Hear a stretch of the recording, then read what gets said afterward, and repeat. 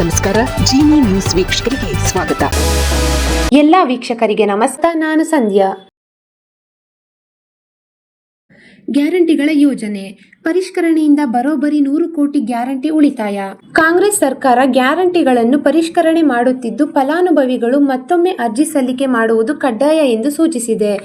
ಇದರಿಂದ 100 ಕೋಟಿ ಉಳಿತಾಯ ಮಾಡುವ ಪ್ಲಾನ್ನಲ್ಲಿದೆ.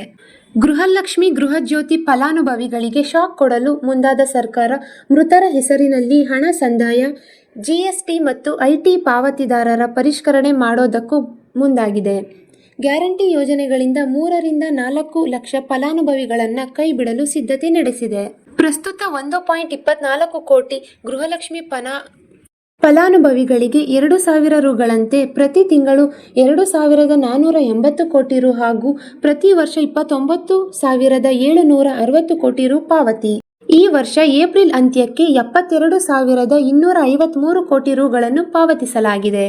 ಗೃಹಜ್ಯೋತಿ ಯೋಜನೆಯಡಿ 1.64 ಕೋಟಿ ಫಲಾನುಭವಿಗಳಿದ್ದು 200 ಯೂನಿಟ್ ಒಳಗೆ ಉಚಿತ ವಿದ್ಯುತ್ ಪಡೆಯುತ್ತಿದ್ದು, ಏಪ್ರಿಲ್ ಅಂತ್ಯಕ್ಕೆ ಇದರ ಮೊತ್ತ 26,115 ಕೋಟಿ ರು ತಲುಪಿದೆ. ಅನ್ನಭಾಗ್ಯ ಯೋಜನೆಯಡಿ ಈವರೆಗೆ ಒಟ್ಟಾರೆ 18,897 ಕೋಟಿ ರು ಪಾವತಿ ಮಾಡಲಾಗಿದೆ. ಶಕ್ತಿ ಯೋಜನೆಯಡಿ ಜೂನ್ 10ಕ್ಕೆ ಮಹಿಳಾ ಪ್ರಯಾಣಿಕರು 757.62 ಉಚಿತ ಟಿಕೆಟ್ ಪಡೆದಿದ್ದು, ಇದರ ಮೌಲ್ಯ 19,890 ಕೋಟಿ ರುಗಳಾಗಿರುತ್ತದೆ.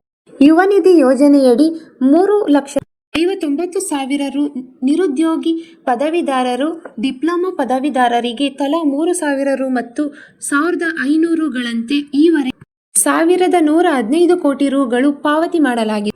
ಒಟ್ಟಾರೆ 5 ಪಂಚ ಗ್ಯಾರಂಟಿ ಯೋಜನೆಗಳಿಗೆ ಈವರೆಗೆ ಕರ್ನಾಟಕ ಸರ್ಕಾರ 1,02,02,721 ರು ಪಾವತಿ ಮಾಡಿದೆ. ಈ ದಿನದ ನಿರಂತರ ಸುದ್ದಿಗಳಿಗಾಗಿ ವೀಕ್ಷಿಸುತ್ತಿರಿ ಜೀನಿ ನ್ಯೂಸ್. ನಮಸ್ಕಾರ.